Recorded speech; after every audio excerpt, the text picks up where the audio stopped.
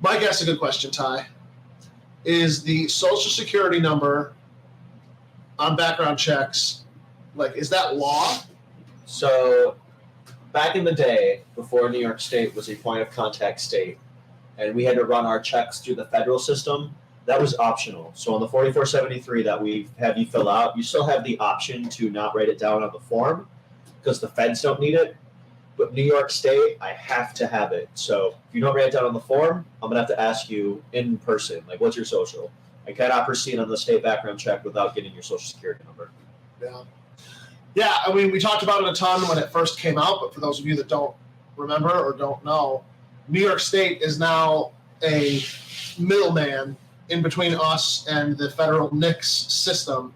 Like Tyler was saying before, we would have someone come in, they'd fill out the form, we would go on a portal and we would contact NICS and we would type in everything that's on the form, and then they would run it through their database. And if you got no hits on the database, right, like your name and social security number or whatever you've provided us, if nothing matched in there's 5 different criminal databases in the military that it pings to see if there's matches.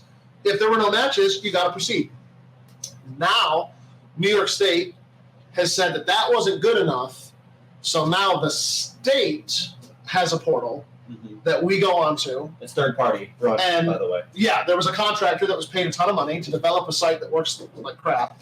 And there's a bunch of contractors in Albany that are making a ton of money, and there's support staff and administrators and a building and pensions and all this stuff, so that we go on our website now and we type in the same exact information into a New York State portal, which then takes that information and runs it against NICS. So it's still the same background check being run. The reason they had to do it that way is because that's how they could do ammo. New York State, you're not allowed to run a check on ammo through NICS. But New York State, I think, has somehow, I think it still runs through NICS, but because it's the state doing it, they've got some kind of little arrangement there, or they can get backdoor access now to the databases. So they're not running it through NICS, but they're doing a NICS check on their own through I think the one is Triple I. There's an FBI database of all the bad guys, right?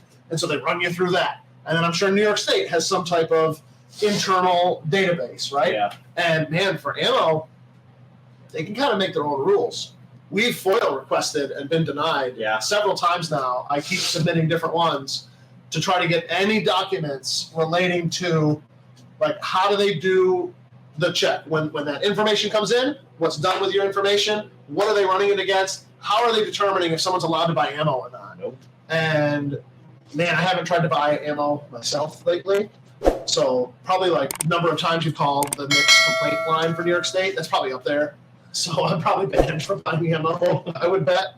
But it's just a needless and unnecessary system. For those of you that don't know and haven't had to do it yet or haven't wanted to do it, you have to pay for that system. Yeah. So we already pay for NICS. That's federal dollars, right? You pay your federal taxes, and NICS is just there. When the dealer contacts them, those checks for free. Now that we've put New York State in as a middleman to do the exact same job that we were doing before, the exact same check, public safety has not increased at all. They charge $9 for a gun and $2.50 for ammo to do the check, and that goes to the state. And it's set up to mirror California's system, which is scary for a number of reasons. But what they do is at the end of every year, they calculate, okay, to run the New York State NICS division, it cost $10 million, whatever that number was. It cost this, divided by the number of checks we ran, and that's what the new cost is for next year. So if, it's kind of that double-edged sword, it's the more people that run the checks, right, the more money they're bringing in, but the more labor it costs them to do all these checks that are pointless. Yeah. So at the end of the year, they might say, you know what, $9 doesn't cut it. It's got to be 20. Do you know what the number is in California? $28 to buy a gun. That's the background check fee. Tax. It's a poll tax, dude. How is it not a barrier between you and your rights? I just, we are obviously at a point where we're very distracted with this rebuild. We're operating in a shoebox. We're not at 100%. Once we get back to having a space and we have some room, like we're gonna start holding some meetings down here. We're gonna start holding, I don't want to use the word rally, but like I want to start holding some grassroots like efforts to, all right, who's willing to put their name down on a lawsuit? Like who's willing to, push these laws and see how far we can get. We had a customer in here not that long ago, a few months ago, right? Mike, wasn't it? Who was our savior that had that lawsuit? We did the stream with him? Yeah, he was a guest on the stream like a few months ago. Sorry, what was his name? Right. I'm so sorry. Why did I think Mike? Mike asked a question here.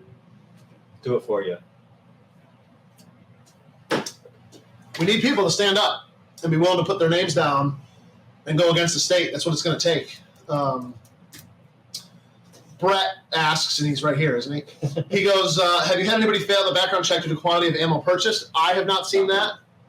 But another unfortunate reality of that is at the federal level, they are prevented from using NICS to form any kind of database. They're definitely databasing. New York State is 100% doing it. There's nothing stopping them. Why wouldn't they do it? I have to put the amp, just for your mind, the gun you buy, they have their own checklist of manufacturers. So you buy Smith & Wesson, they don't have just Smith & Wesson, they have some Smith weird name.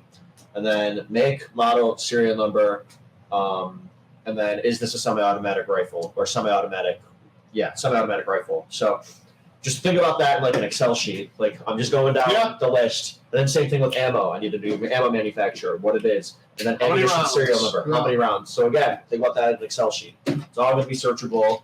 It's definitely a database.